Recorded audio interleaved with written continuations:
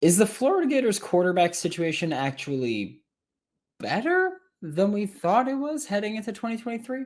We'll talk about that here on Locked On Gators. You are Locked On Gators, your daily podcast on the Florida Gators.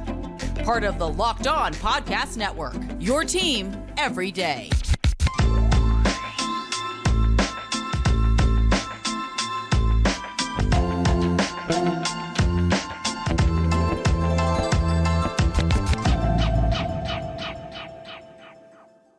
Hello and welcome back to another episode of Locked On Gators, part of the Locked On Podcast Network, your team every day. Thanks for making Locked On Gators your first listen of the day. We are available daily and free wherever you listen to podcasts. Happy Monday. I'm Brandon Olsen. Find me on Twitter at WNS_Brandon. Find all my written work with Whole Nine Sports, Giants Country, NFL 33.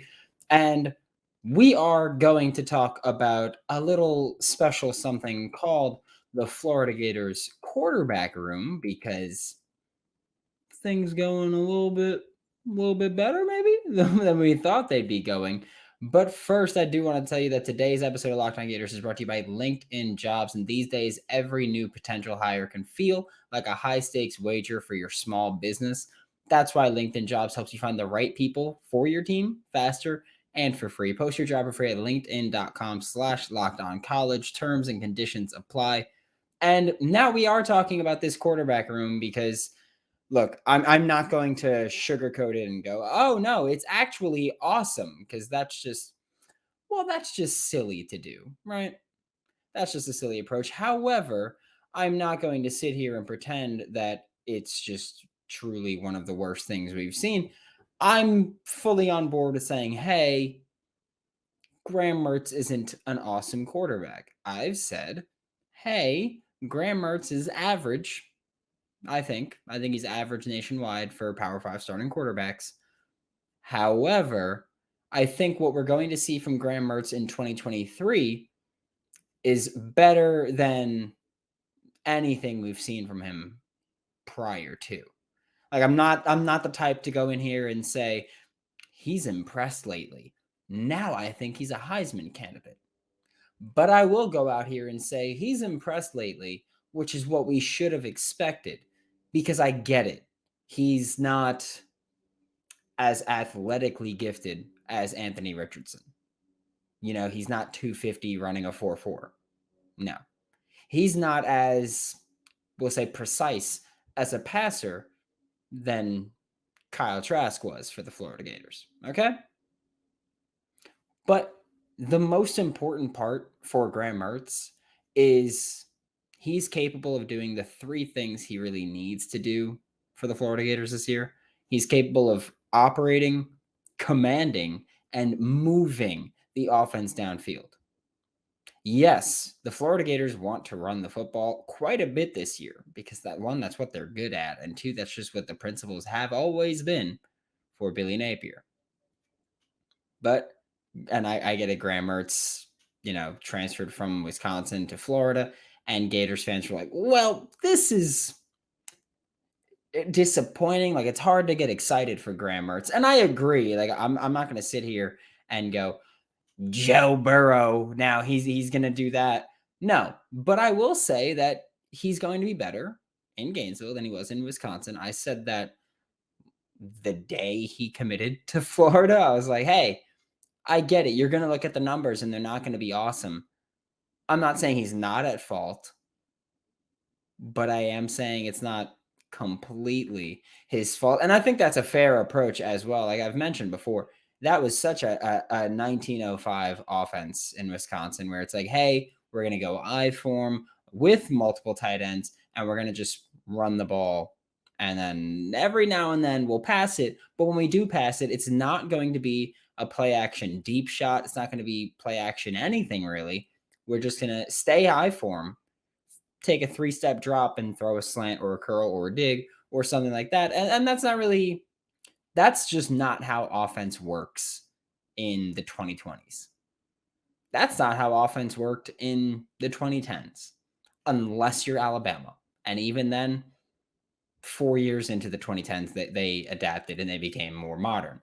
So even then, he was always handcuffed or hamstrung by that Wisconsin offense. That was, again, just one of the, I think, absolute worst things I've ever seen. It's just like, it makes me physically ill feeling to just think that he had to operate in that.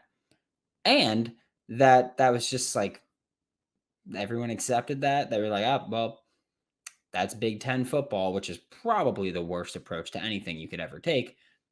But I digress I digress on that one.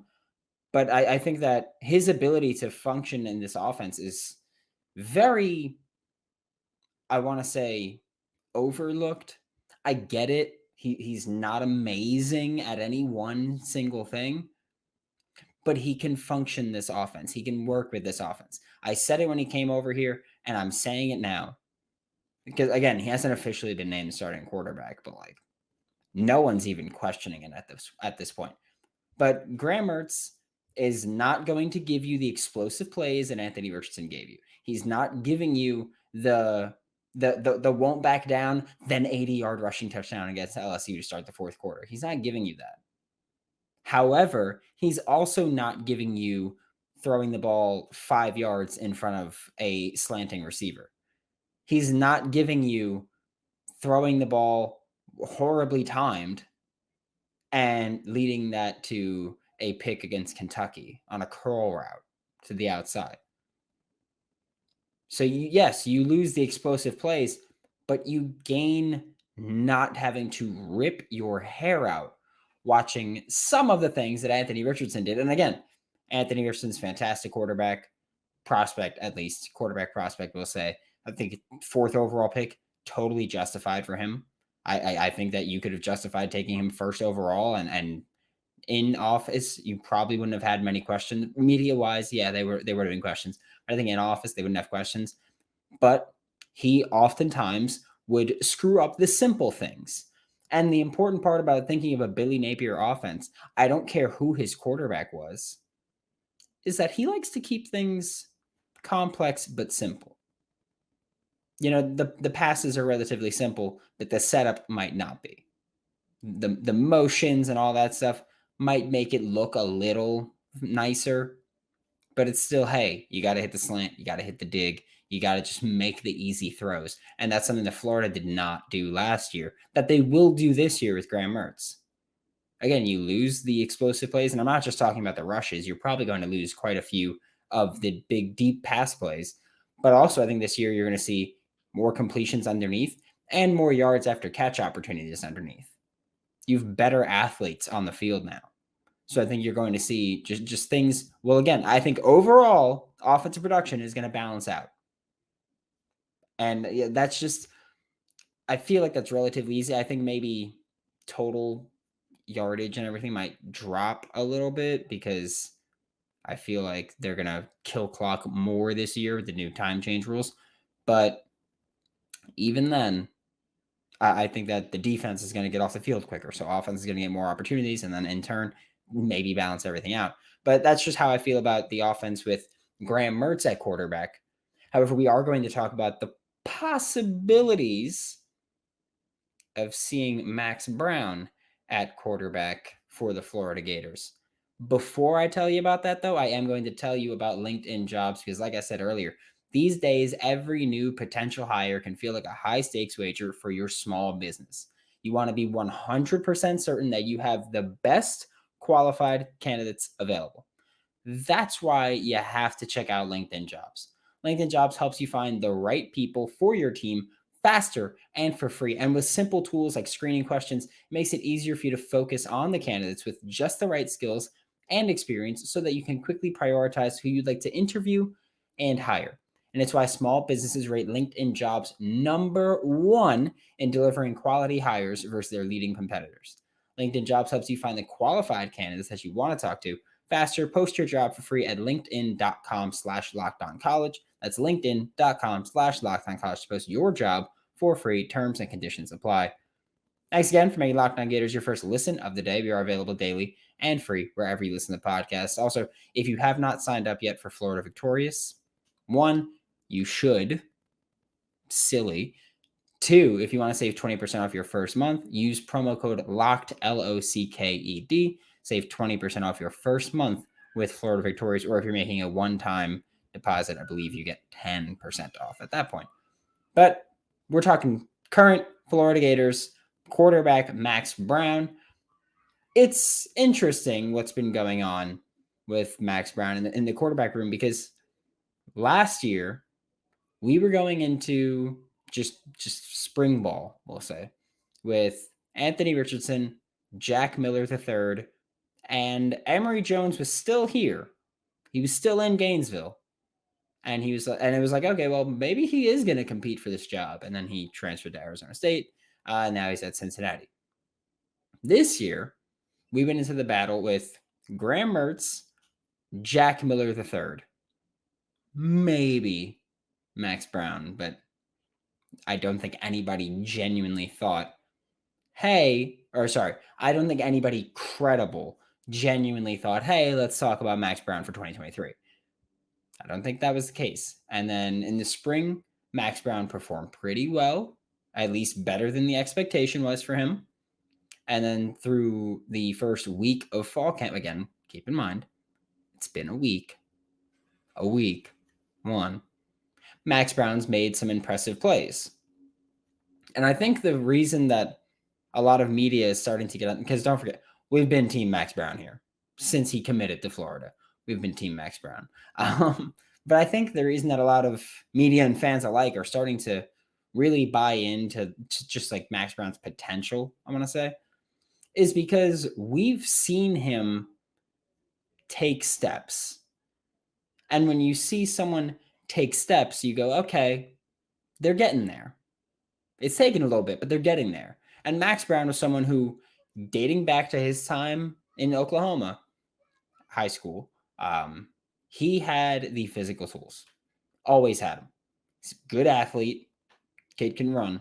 Plays baseball. Great arm in the sense of just the physical ability. But in the mind, did not have great processing speed. He didn't have to dominate high school. And he just had no refinement. And I don't care about his stats, because I'm going to say this and people are going to complain. He wasn't awesome as far as accuracy goes in high school. There weren't many tight window throws he had to make. Things like that weren't needed. A lot of the offense was throwing the ball deep to oftentimes better receivers than defenders he was facing. So he didn't have great accuracy. I don't care that he had like 73% completion percentage in high school. That's a great number. There are many people, and there's numbers to back it up, that say, hey, a good completion percentage in high school usually translates to a good completion percentage in college. However, Max Brown was also averaging like 17 yards per attempt in high school because he was throwing the ball deep so often, again, against lesser competition. That's not the case in the SEC. Okay? Call me crazy. I don't think that 70% completion percentage with 17 yards per attempt is sustainable in the SEC when you were playing in Oklahoma. High school. So yes, I agree Max Brown should have been rated higher than he was. I think he's going to be pretty good. But rein it in for the QB1 talk. We are in a pretty comfortable spot, I think, right now to say, at the very least, Max Brown's working himself into QB2 talks, which is wild because, like I mentioned, we went into camp going last year, Anthony Richardson, Jack Miller III. Is Emory staying? Now, because Emory had said he was going to hit the portal and he never did, and then he did one camp and one day of practice, and then he hit the portal. This year, it was Graham Mertz or Jack Miller, with Graham Mertz being the immediate favorite because he just transferred in as a multi-year starter from Wisconsin. So Graham Mertz, Jack Miller, and maybe Max Brown. And for the second year in a row, Jack Miller's gotten dusted in the QB1 battle. And now he's in the battle for QB2, and public perception is he's not winning that. So I think that, yeah, that sucks to see someone kind of take that drop, but you're also seeing that drop because you're watching a guy who is just raw physical football player, Max Brown, and just a raw thrower of the football. He's not a quarterback at the time. And you've seen him take the steps. Mechanically, he's improved. Accuracy wise, he's improved. Timing wise, he's improved. Like I mentioned this a couple weeks ago with SEC Media Days. Billy Napier, unsolicited, brought up Max Brown as someone who's impressed him. And Billy Napier is a very intentional person. He doesn't say things like that without having some weight behind it or without being genuine behind it. So Billy Napier, unsolicited, bringing up Max Brown, tells me, hey, we really like what he's doing. He still has work to do. He does. But looking now towards 2024, you're looking at Max Brown versus DJ Lagway as the most likely starting quarterback battle going into this. Jack Miller still has 2 years of eligibility after this. After this season, he has 2 years of eligibility. But if things keep going the way that they seem to be trending, with Max Brown overtaking him as QB2, I don't see him being in Gainesville next year. I would assume he transfers out if he's clearly losing this battle. It's also important to acknowledge that, yes, we could say Max Brown versus DJ Lagway right now is the QB battle we're thinking of. However, Graham Mertz has 2 years of eligibility. So this year and next is a possibility for Graham Mertz. And I know that a lot of Florida Gators fans are not like super duper stoked for what Graham Mertz brings. However, if he performs well enough with this offense, huge. Like I would welcome him back. I don't need him to be a Heisman candidate, but if he can consistently operate this offense, consistently move this offense and function with them, I'm totally on board with him coming back for 2024. Because guess what? 2024 is gonna suck. I get it. The 2023 class, they're going to be sophomores. They're going to be ready to go. 2024 class, the freshmen that are ready to play, they're going to be ready to go. But if you're Florida in 2024, you're running the damn gauntlet. So from Florida's point of view, if you can have Graham Mertz back for 2024, and he wasn't awful in 2023, you're going to take that. You're going to take that experience and that leadership as your quarterback. However, the flip side of that is that if Graham Mertz does play awesome, he's probably going to the NFL. So if he's back next year, he probably didn't play awesome. Doesn't mean he played bad. Doesn't mean he played awesome. But it means he probably didn't play awesome. But I think either way, we went into just the year 2023 with not a ton going on, like Jaden Rashada, and then that whole situation happened. And it was like, all right, well, we have Graham Mertz now. We have Jack Miller now. They're fighting for QB1. Max Brown's a developmental piece.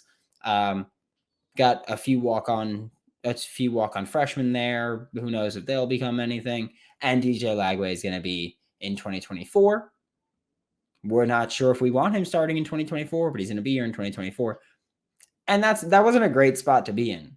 But now you're looking at this, and the personnel hasn't changed. But you're comfortable with what Graham Mertz can do for the most part, at least. I think most of us are just relatively comfortable with Graham Mertz's skill set and ability, knowing what he is. I think that's the big thing with Graham Mertz is like, don't expect him to have the Joe Burrow rise, because Joe Burrow was always pretty talented, but he was hamstrung by a horrible offense. I remember watching Florida and LSU ran like pre-snap, just four back and forth, 4 jet motions. Receiver just kept going back and forth. And then they ended up just like running dive. I was like, well, I don't know what the point of that was. It was horrible. Then they brought in Joe Brady and things really opened up and expanded in the passing game. And that's what helped Joe Burrow explode. Helped to have Justin Jefferson, Terrace Marshall, Jamar Chase. Helped to have all of them. But again, you have to know what you're expecting. With Graham Mertz, you're expecting someone who's not stellar at any one thing. He's going to be able to lead the offense and operate it He's going to be able to make the simple throws that Anthony Richardson would kind of frequently screw up. And he's just going to not blow the game for you, which is all you need him to do. Jack Miller, look, consistently underwhelmed at this point. He has. We talked about it on Friday with Brandon Carroll. He's consistently underwhelmed. He's never taken the next step. And that's worrisome. Max Brown, on the other hand, has taken steps quicker than anticipated. Because you look at last year, what he put on tape, what he put on like practice film and everything, wasn't awesome. Had a lot of work to do. And Billy Napier was very open, like, yeah, Max has a lot of work to do. Now, this year, you look at what happened in the spring, and it was like, okay, Max Brown's better than he was last year.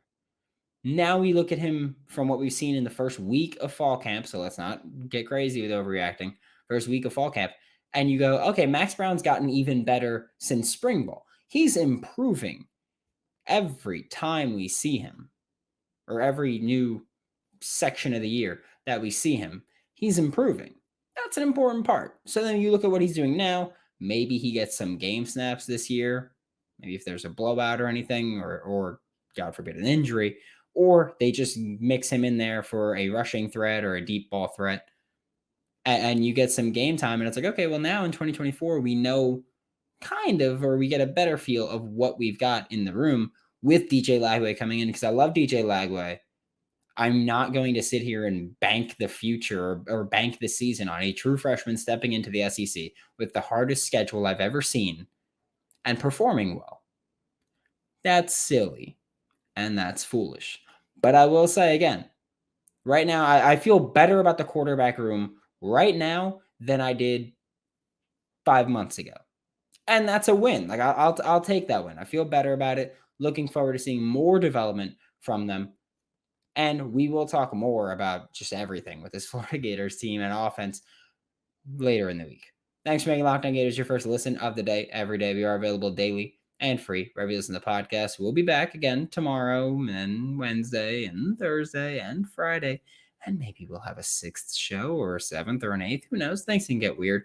For Locked On Gators, I'm Brandon Olsen. Don't forget to follow me on Twitter at WNS_Brandon. Find all my written work with Whole 9 Sports, Giants Country, NFL 33. And I will see you all tomorrow.